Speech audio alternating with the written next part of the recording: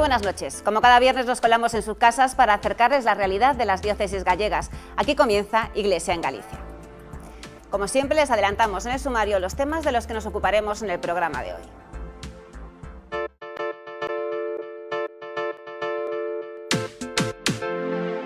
Un año después de su desaparición, el pasado miércoles se recuperaba el Códice Calixtino.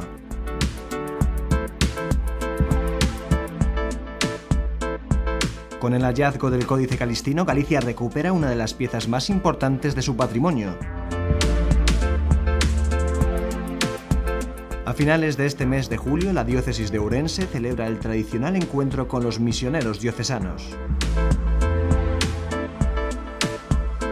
Este domingo celebramos la Jornada de Responsabilidad del Tráfico.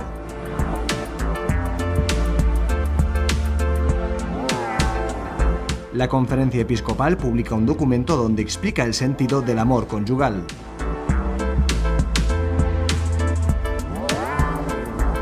Y hoy entrevistaremos al rector del Seminario Mayor de Santiago, Carlos Álvarez.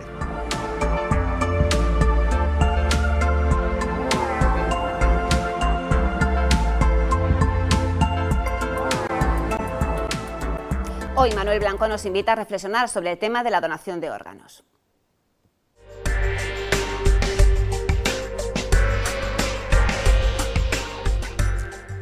La sensación de ser campeones de Europa aún flota en el ambiente.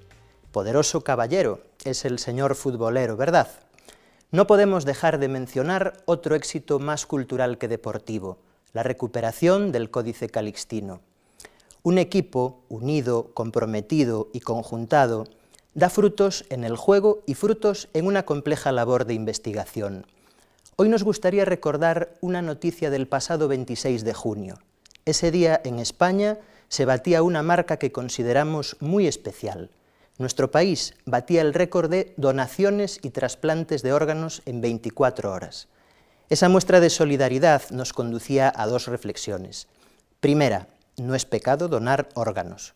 Hay todavía alguna gente reticente a este tipo de generosidad, incluso por motivos morales y religiosos, pero no hay nada malo ante un desgraciado accidente que quita la vida en que otros puedan continuar existiendo y en mejor estado de salud. No ocurrirá una suplantación de la personalidad, ni un sacrilegio por falta de respeto a lo sagrado de la subsistencia humana. En el cielo no tendremos trozos de nadie, para entendernos. Otra cosa muy distinta es esa costumbre maldita del tráfico de órganos en la que nadie tiene derecho a considerar una vida peor que otra y elegir salvar a alguien arrebatándole una pieza imprescindible, engañando o por la fuerza. Desvestir un santo para vestir outro, que dirían los paisanos, pero en mal plan. Segunda reflexión, estamos deseando buenas noticias como locos. Una victoria del balompié, un triunfo policial sobre los malos, etcétera, etcétera. Pero si encontrásemos algo en el interior del ser humano capaz de ser bueno y de una entrega desinteresada, eso es lo que hemos encontrado en la donación de órganos. Conclusión, el Evangelio está cargado de buenas noticias y el Jesús que allí descubrimos nunca defrauda. Sirve tanto en su época como en nuestro 2012. ¿Será que nuestras caras de cartón se multiplican cuanto menos leemos el Evangelio y lo practicamos? Los que ganaron la Eurocopa y celebraron sus goles con el pueblo, los que se emocionaron al encontrar el códice y, sobre todo, quienes facilitaron que sus órganos mantuviesen vivos a otros, nos hablan con gran claridad. Hacer felices a los demás llena como ninguna otra cosa. Efectivamente, hacer felices a los demás llena como ninguna otra cosa, y felices estamos. El pasado miércoles se recuperaba el Códice Calixtino. Un año después de su desaparición, un antiguo trabajador de la catedral confesaba ante la policía ser el autor del robo. Prácticamente un año después de su desaparición, la policía ha recuperado por fin el Códice Calixtino, que pronto volverá al lugar al que pertenece. Cando nos enteramos de que aparecera, eu estaba comendo.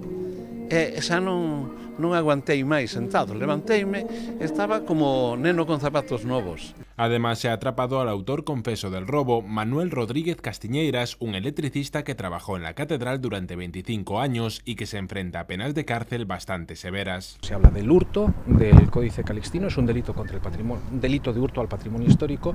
Se habla de un delito continuado de robo con fuerza de una cantidad importante de dinero. Se está hablando del delito de blanqueo de dinero. Se está valorando la sustracción en alguna vivienda y se está valorando también, hay bastante presencia de un delito, de muchos delitos contra la intimidad de las personas. La policía detuvo al electricista el pasado martes, registrando su casa y encontrando más de 1 millón de euros, libros, llaves y bandejas de plata de la catedral. Pero fue el día siguiente cuando registraron un garaje del detenido cuando encontraron el premio gordo. Enterrado entre ladrillos y bolsas de cemento, pero en perfecto estado, estaba el Códice Calistino. Las bolsas, ya digo, asquerosas, pero estaba tapado con 4 o 5 bolsas. Rompió todas y apareció el código. Ha sido impresionante. Unos brincos, el juez lloraba, bueno, los pelos de escarpia todavía de la emoción. Bueno, llorábamos casi todos. Poco después la policía trasladó el documento a la catedral, donde el arzobispo y el deán pudieron comprobar emocionados su autenticidad. Pero una vez recuperado el documento se abre el debate sobre qué hacer con él cuando vuelva a la catedral. No está claro si será expuesto o guardado en privado, pero en todo caso el robo ha servido para concienciar sobre la importancia de las medidas de seguridad. Desde que faltou, xa tivemos unha xuntanza de contadiño co señor arcebispo e pensamos mesmo en blindar a urna apostólica por aí, o sea, a cripta, non? Porque claro, pensamos, sí, levaron o códice, que é moi importante, pero se chegan a levar a urna apostólica. Muchos han puesto en cuestión cómo el códice pudo ser sustraído con tanta facilidad, pero si se habla con los responsables está claro que se trató de una cuestión de confianza. Claro, exceso de confianza foi visto desde agora, non? Antes nós pensábamos que tratando a xente con delicadeza, eso, que tamén eles serían delicados, non? Agora, hai sempre algúns momentos máis tensos nas relacións entre as persoas, sempre hai. Bueno, ás veces rompe por aí a corda. En todo caso es momento de alegrarse por el códice que ha vuelto al lugar donde ha sido guardado durante los últimos 800 años. Con el hallazgo del Códice Calistino, Galicia recupera una de las piezas más importantes de su patrimonio. Para que se hagan una idea, el manuscrito del siglo XII está considerado como el equivalente en literatura al Pórtico de la Gloria. Una joya de gran valor estético, un insustituible testigo histórico, una completa guía del camino y un vehículo de propagación de la devoción por el apóstol Santiago. Todo esto representa el Códice Calixtino, una pieza única de nuestro patrimonio. Convertiuse dende un principio, pero sobre todo nos últimos anos, no símbolo da peregrinación, da cultura xacobea e, sobre todo, da cidade de Santiago. A través de los 225 folios de pergamino que componen sus 5 libros, el que eche un vistazo al Códice Calixtino se encontrará una recopilación que reúne desde milagros atribuidos a Santiago y la traslación de su sepulcro hasta cuestiones más prácticas, como la descripción de los rituales litúrgicos, 22 piezas musicales polifónicas u orientaciones para afrontar el camino francés. É dicir, atendendo a peregrinos, auxiliando a outros, o milagro coñecido de Tolosa, que é o máis representando, ou de Santo Domingo da Calzada. Se describe cada un dos enclaves polo que pasa o camiño, co cal se define un traxecto, e se define unha vía, e por outra banda, o que o peregrino tiña que ver nese camiño, en eses lugares, eso converte o camiño en unha especie de guía, o libro, nunha especie de guía turística.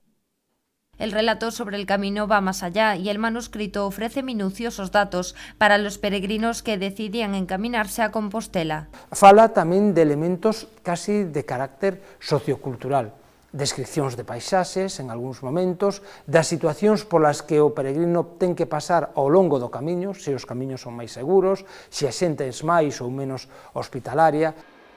Tras casi un año de ausencia, el Códice Calixtino regresará a la catedral, templo en el que esta joya literaria estuvo custodiada durante los últimos 8 siglos. A finales de este mes de julio, la diócesis de Ourense celebra el tradicional encuentro con los misioneros diocesanos, una jornada para compartir el testimonio de los hombres y mujeres que trabajan en los países de misión. Aprovechando que muchos de nuestros misioneros diocesanos se encuentran en Ourense en estas fechas, la Delegación de Misiones organiza cada verano, desde hace ya 34 años, un encuentro que en esta ocasión preside el obispo de Ourense, Monseñor Leonardo Lemos, y que está abierto a la participación de todos los fieles. En este caso, además de charlar y escuchar a todos los misioneros presentes, el padre Juan González Núñez, misionero en Etiopía, abrirá la jornada hablándonos de su experiencia en África. La labor en Etiopía es básicamente de primera evangelización, es decir, que el énfasis principal va en anunciar el Evangelio, porque hemos ido a zonas donde no había presencia cristiana, eran de religiones tradicionales. Entonces, digamos, buena parte de nuestro trabajo está orientado hacia la evangelización. Eso no quiere decir que no tengamos también instituciones sociales, sobre todo escuelas.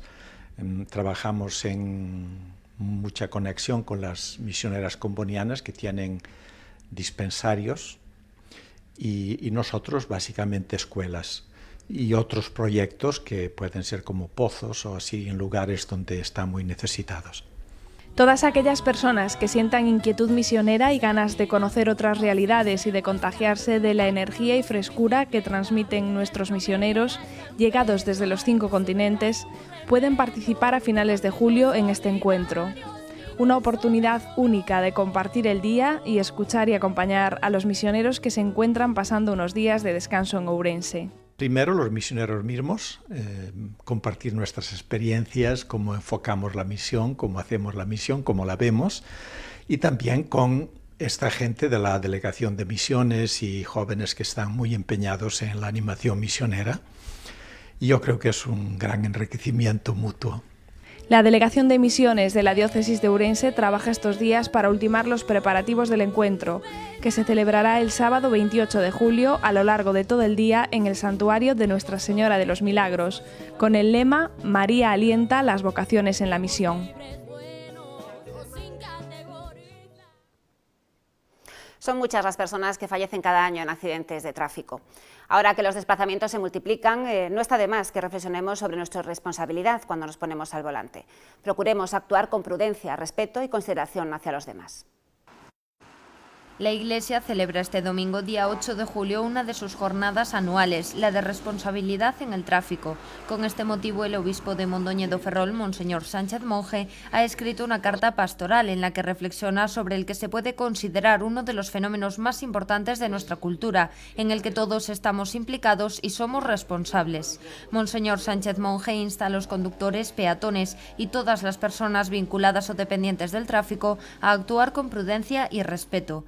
En nuestras sociedades modernas y desarrolladas, escribe el obispo, contamos con medidas y sobre todo con personas que se cuidan de nuestra seguridad cuando circulamos, pero la experiencia nos dice que no es suficiente. También cada uno de nosotros, cuando estamos en camino o cuando nos desplazamos, hemos de velar por nuestra seguridad y por la seguridad de los demás.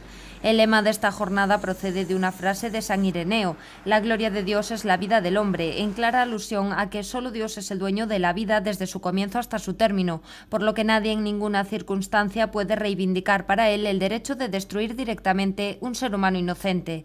A estas conocidas palabras de San Ireneo se han añadido las de cuídala al volante, porque como nos dice el obispo de Mondoñedo, cuando conducimos un vehículo hemos de cuidar nuestra vida y la de los demás, al igual que debemos hacerlo cuando circulamos como peatones por las calles, carreteras y rutas diversas. Los expertos en seguridad vial pronostican que en el 2015 los accidentes de tráfico podrían convertirse en la principal causa de discapacidad entre niños y jóvenes de todo el mundo. De ahí que Monseñor Sánchez nos pida que velemos por la seguridad, cumpliendo las normas que regulan el tráfico y la circulación de peatones y de vehículos, y actuando con toda la cordura y sensatez posible. Finaliza su misiva el obispo mindoniense agradeciendo la labor de la Delegación Diocesana de Apostolado en la Carretera e invitándonos a todos a seguir velando por el aumento de la responsabilidad moral de conductores y peatones. La Conferencia Episcopal Española publicó finalmente el documento La verdad del amor humano. Ahí señala las principales directrices y orientaciones sobre la ideología de género, la legislación familiar y, sobre todo, el amor entre los cónyuges. A lo largo de 6 capítulos, los obispos explican el sentido del matrimonio y la familia. Afirman que su papel es fundamental en cualquier sociedad y que está sufriendo un proceso de desvalorización en Occidente. Es necesaria una revisión de lo que ha sucedido en estos años en la absoluta desvalorización del matrimonio en nuestras leyes. El documento critica la legislación española porque equipara el matrimonio entre un hombre y una mujer con otras uniones que no lo son. Es una cuestión política, es una forma de responder a una ley absolutamente injusta. No es que discrimine al matrimonio, como sucede en otras legislaciones, que discriminan al matrimonio porque lo equiparan uniones de personas del mismo sexo al matrimonio. Y eso es una discriminación del matrimonio, porque es tratar de la misma manera cosas que son distintas. Los obispos aprecian un cambio de mentalidad importante en la sociedad. Las parejas actualmente consideran que el matrimonio o la familia de algún modo reprime la libertad del individuo, una consideración que no es acertada desde el punto de vista de la Iglesia. Este documento no va en contra de nadie, va en contra de ideas. Y los gobernantes que se animen, que se decidan a romper clichés, que se basan en el individualismo, que se basan en concepciones trasnochadas de la libertad, no en una concepción verdadera de la libertad, y que causan un daño social tremendo. El portavoz de la Conferencia Episcopal, Martínez Camino, denunció que en España no hay políticas que reconozcan el valor del matrimonio, por lo que instó a la clase política a impulsar leyes que lo protejan. Pues esta noche queremos acercarnos al tema de la vocación sacerdotal y nada mejor para ello que traer a un rector de un seminario mayor. En esta ocasión nos acompaña Carlos Álvarez, que es el rector del Seminario Mayor de Santiago de Compostela. Muy buenas noches, Carlos. Buenas noches. Muchísimas gracias. A vosotros. Oye, ¿la labor de rector del seminario es dura? No, es maravillosa. Sí, es verdad. Es maravillosa por muchísimas razones. Primero porque la suerte que tengo de poder trabajar, entre comillas, ¿no?, como trabajo que me preguntabas, en aquello que uno se siente feliz. Entonces, bueno, pues poder estar haciendo lo que a uno le gusta, primero ya es muy, muy bonito, ¿no? Y la suerte de poder estar también en la formación de aquellos que van a ser sacerdotes. Lo que significa ser sacerdote, pues significa estar muy cerca de Dios para entregarse a los demás, con jóvenes que vienen con una gran ilusión, que tienes que acompañarles, ¿no?, que tienes que ayudarles, animarles, estar a su lado. La verdad, a mí, aparte que me rejuvenece, porque ya uno va teniendo sus años. No lo digas que no. Cuando preparaba la entrevista me planteaba un poco si era, una vez que se ordena un sacerdote, si un rector siente esa satisfacción del trabajo bien hecho o la alegría de haber ayudado a alguien a encontrar el camino de su vida. Sientes una gran alegría porque, hay que decirlo como lo siento y como es, ¿no?, para formar y acompañar en este momento de la vida a estos jóvenes, ¿no?, lo que es muy importante, me parece, es quererles. Porque si, lo que decías antes, primero, querer el trabajo que tú haces, ¿no?, y segundo, querer a las personas, o primero, bueno, el orden es el conjunto, ¿no?, quererles mucho porque solamente desde el cariño verdadero les puedes acompañar y comprender. Digo comprender porque los jóvenes que vienen al seminario son los jóvenes que hay.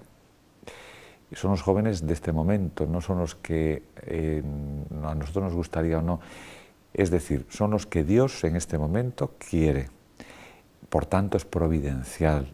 Es un regalo de Dios que cada año se puedan ordenar, que es lo que me preguntabas, que se siente uno, pero es que hay antes un trabajo de estar, ¿no?, de estar con aquellos que Dios llama, igual que en otros momentos de la historia nos fue llamando a otros. Y a partir de ahí hay un dato que yo creo que es importante, ¿no?, y que me gustaría subrayar, y es algo que les insistimos. Yo digo les insistimos porque los que estamos en la formación, aunque a mí me toca, bueno, soy el rector, ¿no?, pero realmente te decía esto porque lo que sí nos une es el que nos llama. Es decir, Dios es el que nos llama. Ahí no nos une como primera cosa, no nos une la amistad. O sea, ellos no vienen al seminario porque son amigos de él. Es una consecuencia, a lo mejor por amistad con otro compañero, con otro seminarista que conocieron en la parroquia o en su familia, lo que sea, no vienen. Pero ya estando en el seminario, lo que nos une y lo que nos tiene que unir y lo que nos debe unir es Jesucristo. Entonces, a partir de ahí, entendiendo esto y situándonos, pues se trabaja de una manera o de otra. No digo esto porque nos pasa lo mismo. Yo no me venía a la televisión que venía a la radio o que escribe un artículo en el periódico, ¿no? Es cierto.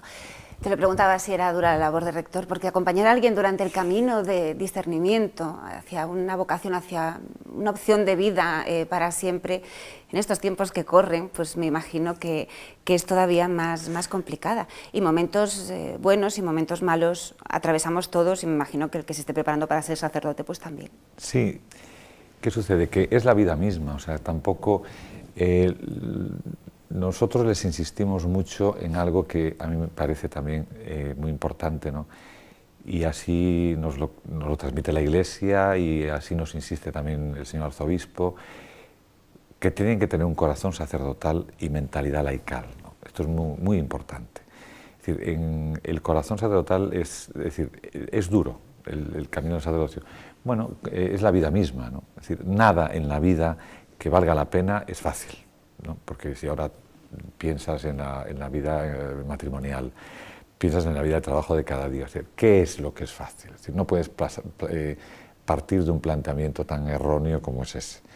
Pero el hecho en sí, ¿no? Dices, bueno, pues es verdad que la vocación sacerdotal es un camino que para toda la vida, pues sí, por supuesto, para eso están los años de formación, que son fundamentales, ¿no?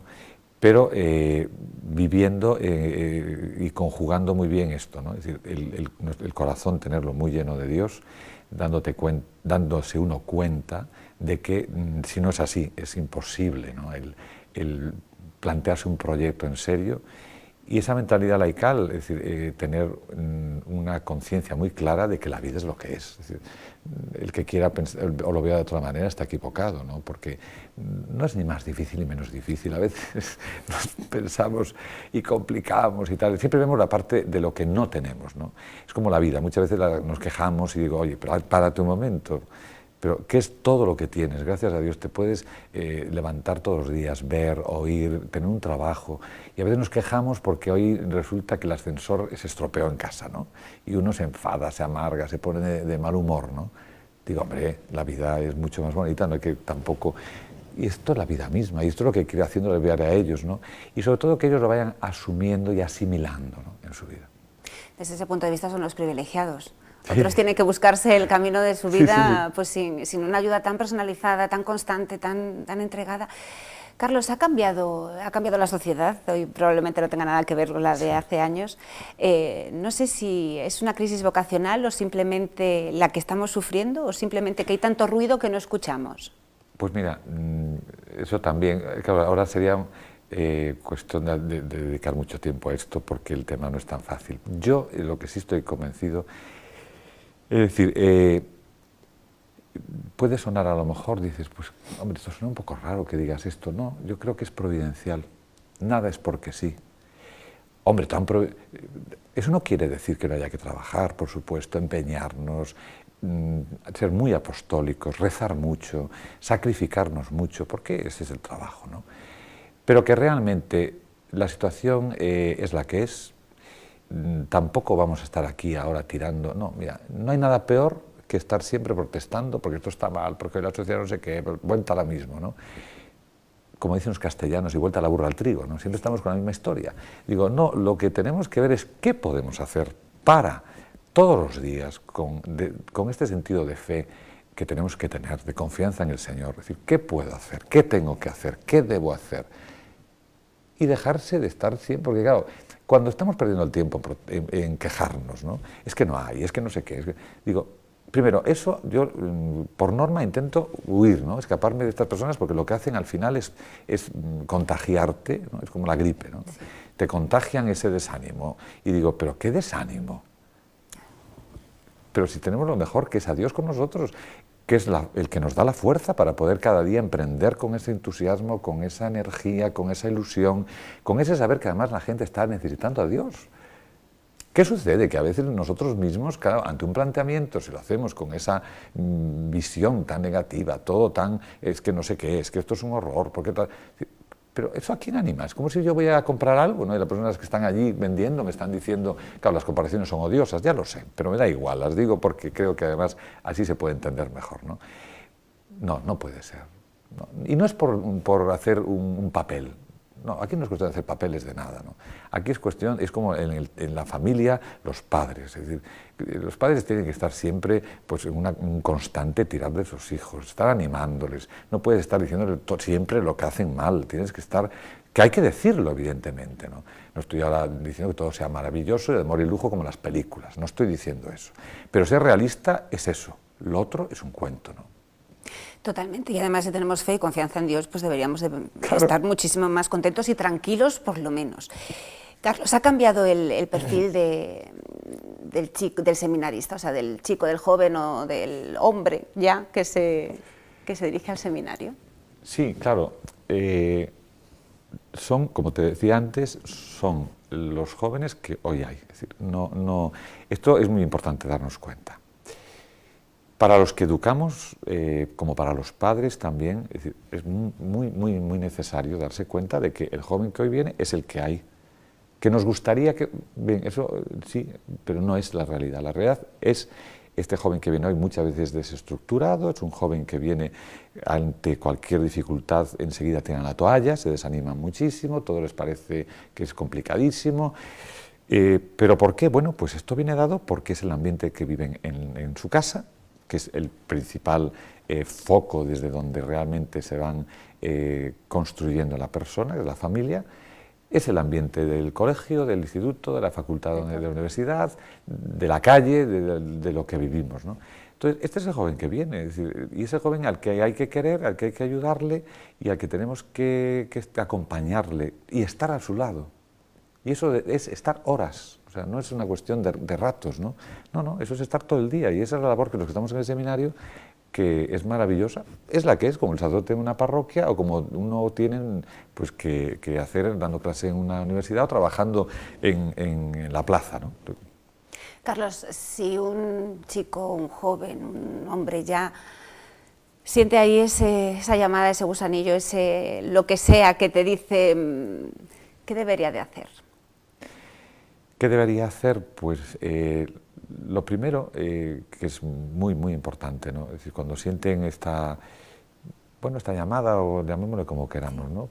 Lo que decía esto, esta inquietud, ¿no? Pues lo importante es ponerse en contacto con alguien ese alguien que, pues el sacerdote de la parroquia o en el movimiento, ¿no? Porque gracias a Dios en la Iglesia hay movimientos también donde nacen muchas vocaciones, ¿no? Para la vida consagrada, para la vida sacerdotal, la vida de clausura, ¿no? Bueno, pues hablar con el sacerdote y el sacerdote le pondrá en contacto con el seminario y a partir de ahí, bueno, pues empieza un proceso de acompañamiento, de discernimiento, de preseminario en muchos casos, ¿no? Y después ya de seminario, que para eso está, o sea, es para...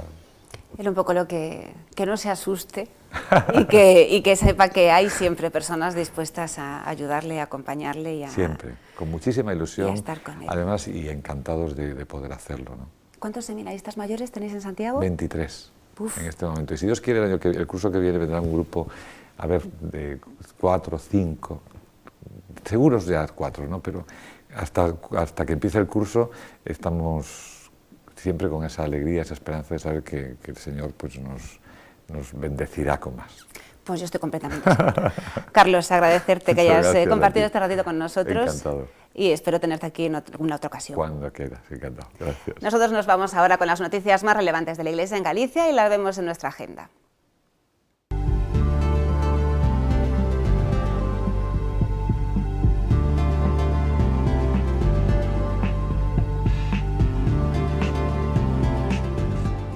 El Instituto Superior Compostelano de Ciencias Religiosas organiza en el mes de agosto un curso de verano que lleva por título Una mirada hacia Oriente. Está dirigido a todos aquellos interesados en la tradición religiosa y cultural del Oriente Próximo. La realización de este curso da opción a la obtención de créditos europeos y el certificado correspondiente.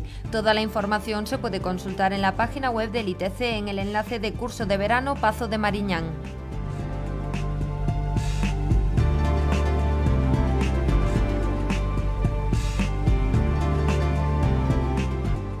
Cáritas Interparroquial de San Sadurniño anuncia la celebración del 30 de junio al 3 de julio de una iniciativa solidaria en favor de los más necesitados. Ya se han recibido donaciones de ropa, libros y muebles. Como nos recuerda el obispo de Mondoñedo Ferrol, Monseñor Sánchez Monje, en estos tiempos seamos austeros en el gasto y generosos en el compartir. El colectivo Campamento Diocesano organiza, como en pasadas ediciones, un campamento para chicos y chicas de entre 9 y 16 años en el monasterio de San Salvador de Vilanova de Lourençá, Lugo. Este campamento es una ocasión para que los participantes puedan hacer amigos, vivir aventuras y otras muchas cosas más en contacto con la naturaleza. Será del 20 al 29 de julio.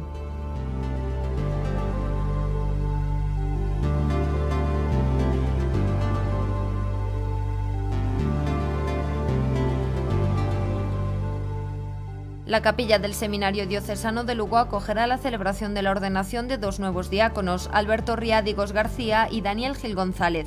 Será el próximo sábado, día 7 de julio, y estará presidida por el obispo de la diócesis, Monseñor Alfonso Carrasco Rouco. Del 6 al 14 de noviembre tendrá lugar la peregrinación diocesana a Turquía y todavía quedan unas cuantas plazas libres. Debido a la reserva en 2 vuelos internos, urge conocer el número exacto de plazas a reservar antes del 15 de julio. Las personas que estén interesadas deben pasar por la agencia Alconviajes de la Plaza de la Soledad para realizar la pertinente reserva.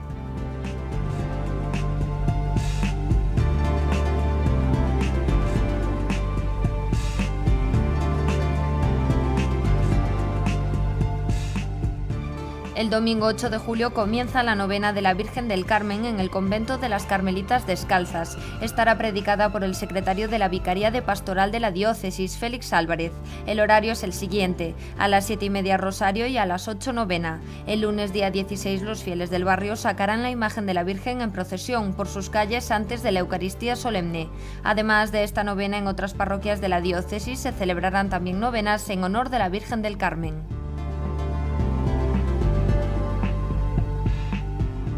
Está abierto el plazo de inscripción en el campamento para monaguillos de Galicia, que tendrá lugar en Portodosón del 13 al 19 de julio. La Delegación de Vocaciones de la Diócesis de Ourense organiza este campamento para niños y niñas de 9 a 14 años, que estén asistiendo a catequesis o que colaboren y ayuden en sus parroquias.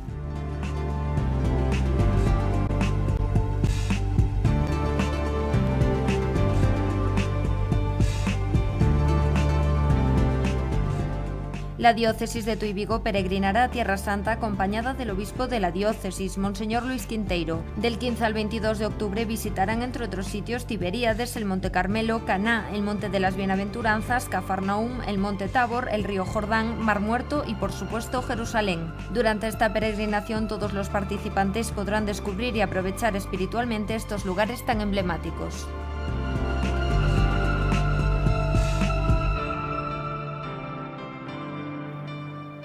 Nos despedimos ya. Como siempre, les agradecemos que estén ahí y les esperamos el próximo viernes. Volveremos con más actualidad e información de nuestra Iglesia, de la Iglesia en Galicia. ¡Feliz semana a todos!